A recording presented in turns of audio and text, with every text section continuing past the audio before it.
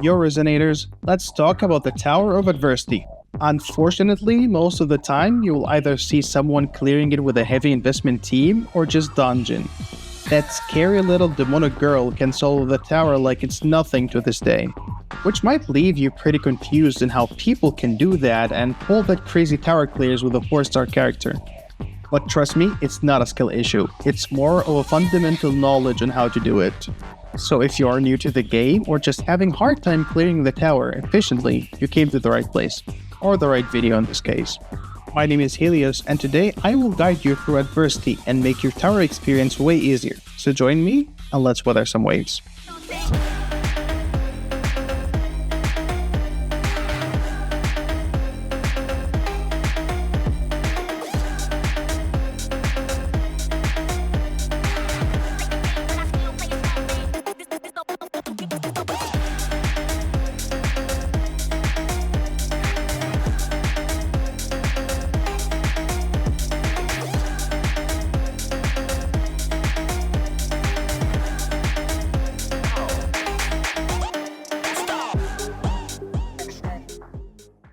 Alright, before we get started, I would just like to state that this guide is not only for newer players or free-to-play, but also for veteran players and the whales. And because of that, and for the ease of use, we'll divide this video into the following topics. What is the tower and why you should get into it? General tower mechanics, tips and tricks for the tower, free-to-play and new player's guide advancing through the tower, veteran player's guide to help you get those 30 out of 30 stars, and lastly, we will talk about the future of the tower and the power creep. So let's get straight into it. The Tower of Adversity is an in-game endurance mechanic that lets you fight battles in the tower floors till you can reach maximum score before the tower periodical reset. But why should you care about this? Well, the first time you clear the tower, you will get tons of one-time only rewards until you reach the hazardous tower, which resets every 28 days and allows you to get more rewards every time you beat it. So, think of it as a way of obtaining asteroids when it resets, given that you can beat it each time. The tower follows a very simple mechanic. When starting a tower side, displayed in a crystal shape, all of your resonators will have 10 energy. Using a specific resonator on a stage or a floor will consume out of that energy depending on the floor or the stage that you're doing. First floor consumes 1 energy, second floor consumes 2 energy, third floor consumes 3 energy, and of course the fourth one consumes 4 energy. With the exception of the middle crystal in the hazardous tower, where each floor consumes 5 energy. Let's say you used a team for an entire side, this means they will consume 1, then 2, then 3, then 4, which totals out to 10, and then you won't be able to use them on the other floors because they're out of energy. With this in mind, you would automatically think, oh snap, I need 3 teams to beat the tower completely. And that is where most people fall for the trap of spending more energy than needed. And this is where I guide you out of the dark lands of suffering in the tower to take you to the oh snap, the tower is easy land. I lied. So pay attention, because this part, in my opinion, is extremely important. So let's go through tips and tricks that will help you with the tower. Number 1 tip is that you don't need to use a full team at the tower floors. That's right, you can just use 1 resonator to clear early floors and save the energy for your stronger teams. So now, let me introduce you to the protagonists of today's video. Shisha, Rover, and Donjin. I hope I said Shisha's name right so people wouldn't get mad at me. Let me explain why they're important. Starting with Shisha, she's our 4-star DPS that can solo the tower floors with the right tools, and we'll get to that in the second tip. And you get her for free at the start of the game, so she's accessible to everyone. Which brings me to our second hero, Rover, specifically Havoc Rover.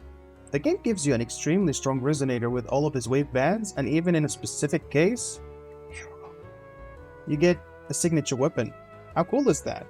And I know what will people say, that Rover is weak, but they're not, and I'll showcase that in the video.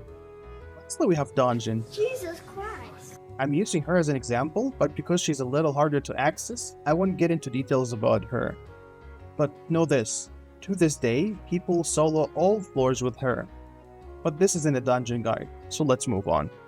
These 3 will be your tower main fighters early on, and all the way until you get 3 very solid strong teams. Tip number 2. Resonators are the only thing that is limited between tower floors. But hey, no one said anything about echoes and weapons, right?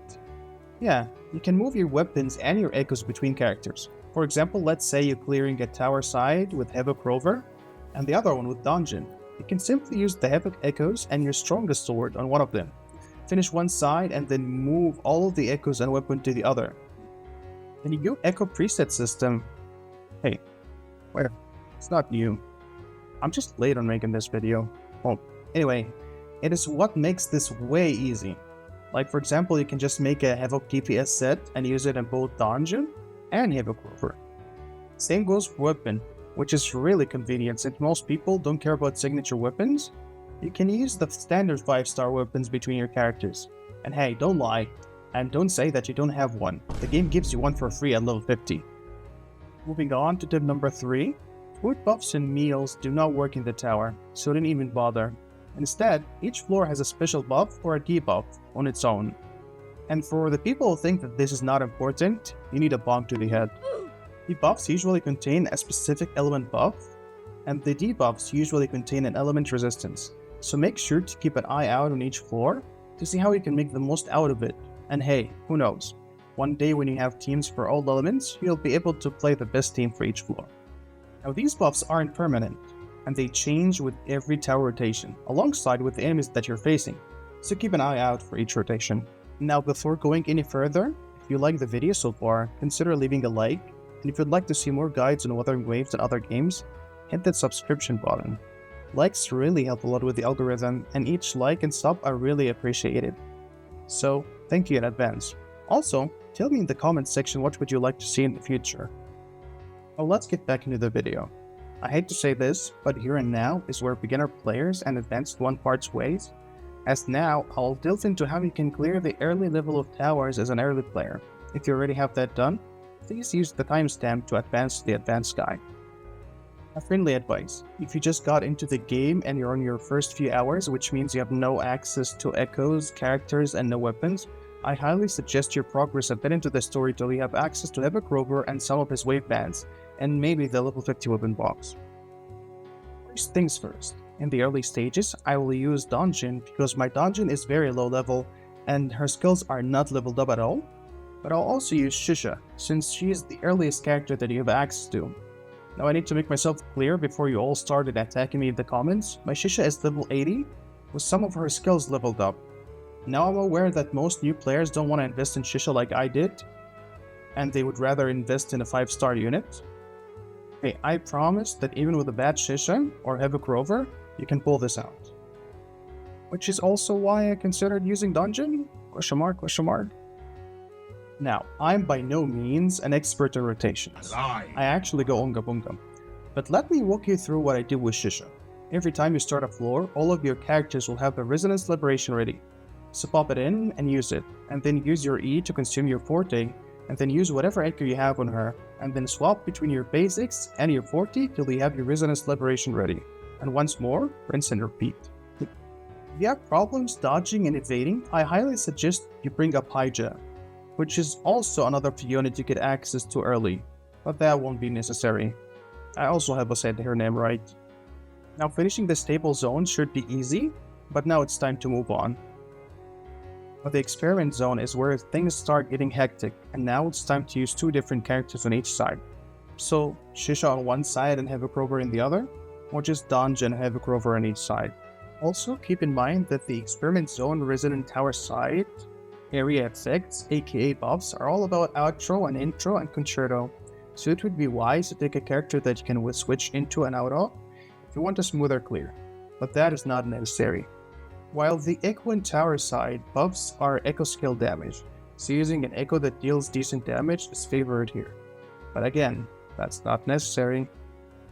After you finish the experiment zone, now you will move on to the hazard zone. Hazard zone is where you're gonna get asteroids periodically. So your goal is going to be to get as much crests as possible out of the hazard tower. Even if that means finishing a floor with only 1 crest, because that's where you get the asteroids. As you can see, I use Shisha to clear at least the first 3 floors of each tower, which can be done with Dungeon and a Havoc Rover as well, but then it starts getting harder.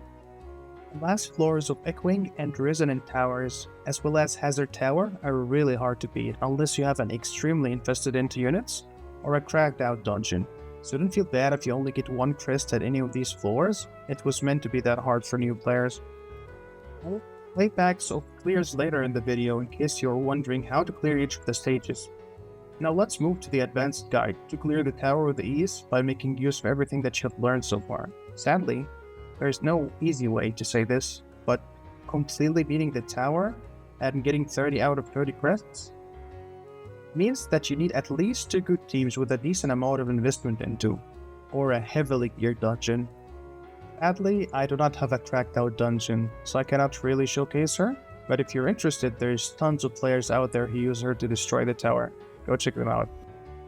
Since this is an advanced player guide, I will assume that you at least have 2 decent teams with like meta DPS, sub DPS, and healers. If you don't have the meta units and you have older DPS, don't worry about it. I'm still using GN team and Shangliao team, which are 2 of the oldest DPS in the game, and they're getting things done. Before you start working in clearing, check the buffs and debuffs of every side of the tower, and make sure to use the right team for each side, since you'll be fighting against time, and your goal is to kill as fast as possible. Now, since this is a general guide and not a specific rotation guide, I won't be getting into specific tower rotation, but I will use the current one as an example of what to use and how to choose resonators for each tower. Using what we learned so far, let's figure out together how to choose the best team for each side. Keep in mind that when you're choosing resonators, the game gives you an option to check popular teams to see what other players use to clear the specific floor. For example, this floor has a buff to area units, so Cartithea teams are the most used here, followed by GN teams. You will also see people using different element resonators, which proves you don't have to use that specific element to beat the tower, but still, it would be a big help to do so. Let's start by choosing teams for each side. The Echoing Tower has arrow buffs, with an additional buff for arrow erosion. Now this means Cartithea teams are the best in slot, but don't fret, as GN teams also works, and if you look closely, my girl Shisha did the first 2 floors solo. Now looking at the Resonant Tower, it has fusion units buff, which is perfect for fusion teams, and again, Shisha's just casually soloing 3 floors on her own, and I used non-fusion unit on the last floor just to prove that you don't really need the same element team as the area buff to get the first clear. Now we finally look at the Hazard Tower. You will see it has Evoke and Spectre buffs, while having Glaciu and Electro resistances. Best advice is, you're free to play whatever element you want, just don't play Glaciu and Electro. Although if your team is cracked, you can still do it, but trust me, it's not worth it, and it's easier to do with other elements. As you can see here, I chose my Mono Fusion team, just because I don't have any Evoke team or a Spectre team. I'll try to leave playbacks at the end of the video in case anyone is curious about the runs. Now moving on to the hardest part of the tower, the Overdrive Zone. This is a one-time reward thing, so honestly, if you cannot beat it 100%, you can just leave it and come back to it later when you have stronger teams and more investment into the game. That aside, let's talk about each of the towers in the zone. The Echoing Tower. My recommendation for this is a GNT with a healer, since all of the buffs directly support GN. But hey, if you don't have GN, any arrow team work, any heavy attack DPS work, and having a healer is a lifesaver. Up next, the Hazard Tower. My recommendations are fusion DPS teams, any team that rely heavily on resonance liberation damage and resonance skull damage. Best choice for this is the Mono Fusion team. Please avoid using Glaciu and Electro teams here. As you can see, I did this part using Chongli, Lupa, and Shisha, which are not meta DPS units, and I will still be able to pull it off. Lastly, the Resonant Tower. My recommendations here are Glaciu and Spectre teams. Teams with coordinated attacks resonators like Mortefi, Zhizha, Yinlin, etc. While also avoiding Havoc and Arrow teams here. Now before we wrap things up, let's briefly talk about power creep and the future of the Tower of Adversity. Okay, stop. While making this video, I watched the 2.6 patch update broadcast, and I have some news. They're adding 2 new quality of life to the Tower of Adversity, as well as adding 2 more floors to the middle Hazard Tower in the Hazard Zone. Number 1 quality of life is that now, after you clear the experiment zone, you'll have access to the overdrive zone, and you no longer need to clear the hazard zone to access it. Now the second quality of life is really huge, and we have been anticipating it for a very long time, and it got me really excited. The game will now allow you to use an auto-clear feature called Record Sync in the tower, based on your last tower run, which means you'll be able to automatically clear probably floors from 1 to 3 on each side of the tower, and instead of doing them manually based on your last tower clear. Well, that was all that they announced. Now back to the video. Up to this moment, power creep is not really much of an issue, since I can still use the first ever main DPS, GN, and clear the towers with him. But recently we're seeing major changes happening, like the introduction of the 3 echo sets and whatnot. So unless major changes like this keeps happening, the tower should be still doable for most players. So you don't have to worry about picking a specific character from a specific banner to clear specific content. Yes, I'm looking at you, MiHoYo. But eventually there will be a power creep in the game, because that's how they keep a certain appeal of newer characters, so keep that in mind. Before we finish the video, don't forget to use the tower currency to buy stuff from the exchange shop and claim those yummy asteroids. If you have any helpful advice or feedback, please don't hesitate to type in the comment section below, as it helps me grow. With that, we've come to the conclusion of the video. I will leave you guys with some playback of the tower clears and some nice music for you guys to enjoy. Thank you so much for joining me in this long ride, and I hope I helped you progress through the tower and get gains. Don't forget to like and sub, and I'll see you in the next one. Helios out.